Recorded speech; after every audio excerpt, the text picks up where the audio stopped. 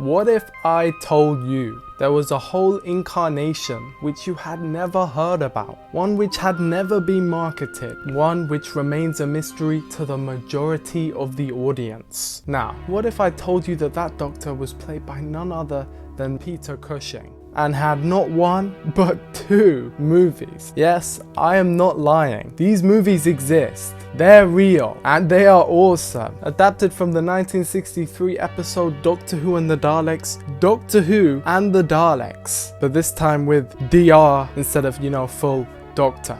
That's the only difference here. Now, the big gimmick here, of course, is that these were the first piece of Doctor Who visual content that were ever released in color. So close, you can feel their fire. These movies are crazy, and at least for the first one, Doctor Who and the Daleks, I personally actually prefer it to the episode itself. Now, of course, the episode itself is very different and has its pros. In fact, I think that the first 2 episodes are really great, which goes to show how much I am a fan of this movie and its sequel, which we will get into in just a second. But first of all, I think it's important to note the main differences between this Doctor Who and this Doctor Who, because trust me, there are many. Namely the fact that this Doctor Who is just some guy called Doctor Who. Yeah, his second name is Who. It's not like the show where people just keep saying Doctor Who as in like, who is the Doctor? No, his name is Who, and he is just a human. He is a regular human, a regular scientist.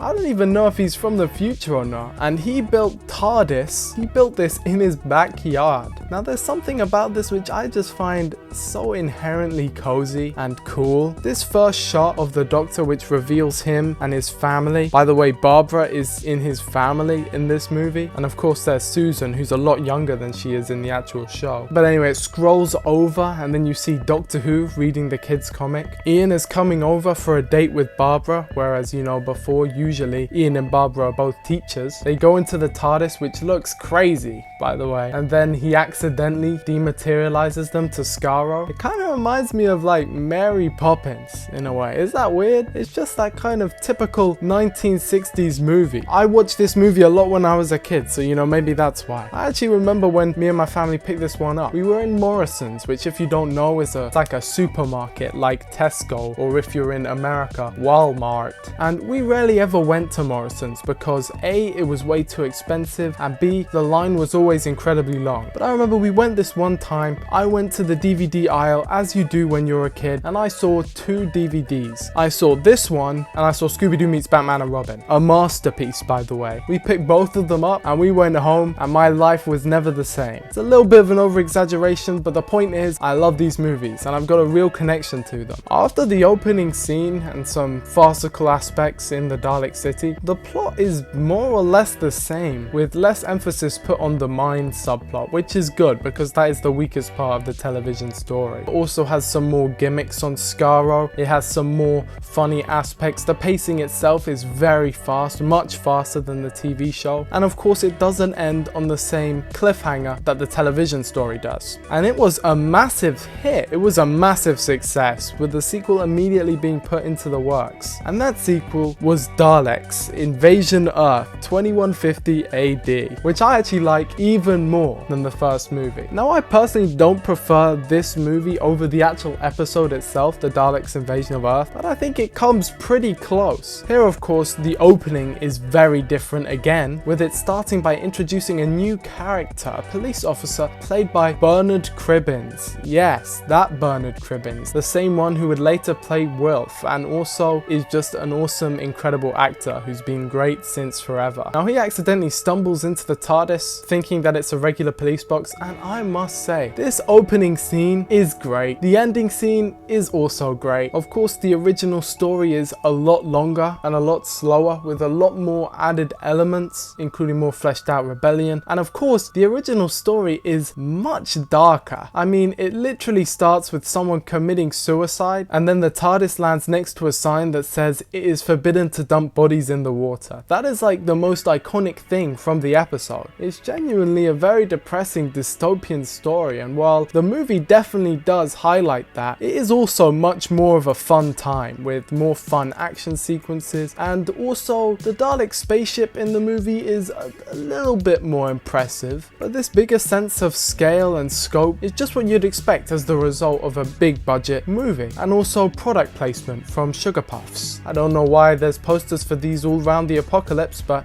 here we are. The ending for the episode is also much faster. There's a lot of stuff that's added and cut out to make it more thrilling and dense. Overall, I must say the female love interest in this movie is probably its weakest part. She just has nothing to do. But I think Bernard Cribbin's inclusion and the cooler location makes this one a more enjoyable watch to me than the first movie, even though, as I said many times, I do really like that first movie. But here is where it sadly ends. A movie to adapt the third ever Dalek story, The Chase, was planned to be put in place, but sadly things fell through behind the scenes. To be honest, I kind of understand it. Peter Cushing is a really big name actor, and Dalek Mania was slowly slowing down at this point. The Chase, while being definitely successful, was probably the least successful out of these first three stories, although I definitely think it lends itself very well to a movie adaptation. I mean, some of the stuff would have been so cool to see with an increased budget. This episode, by the way, The Chase, is really great, but at the same time I understand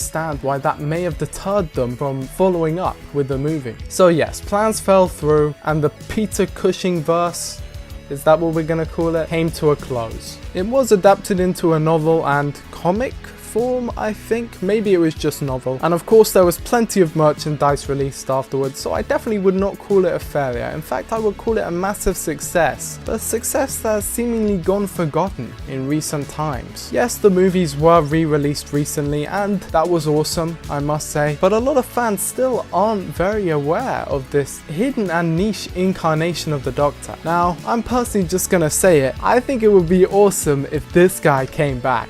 Not for another movie, because of course Peter Cushing passed away quite a long time ago, but in the show. That would be so cool and funny. I think if you found a good recasting, which you know is very difficult to recast Peter Cushing. I mean, look at Star Wars, they literally didn't do it. But still, I think it would just be the height of comedy to bring this guy back and give a little nod to us fans who really love these movies. I genuinely do. But as I said earlier, that is sadly all that is left. That's all that really can be said about these movies. Unless in the future I wanted to go further in depth and do a full review, maybe give my full thoughts and breakdown of the movies as a whole. Maybe that would be fun. But for now, as I said, that is all. I really hope you enjoyed the video. This is something new I'm trying. I personally had a lot of fun. Maybe I'll do it again sometime. Anyway, as I said, remember to leave a like and subscribe, and I will see you in the next one.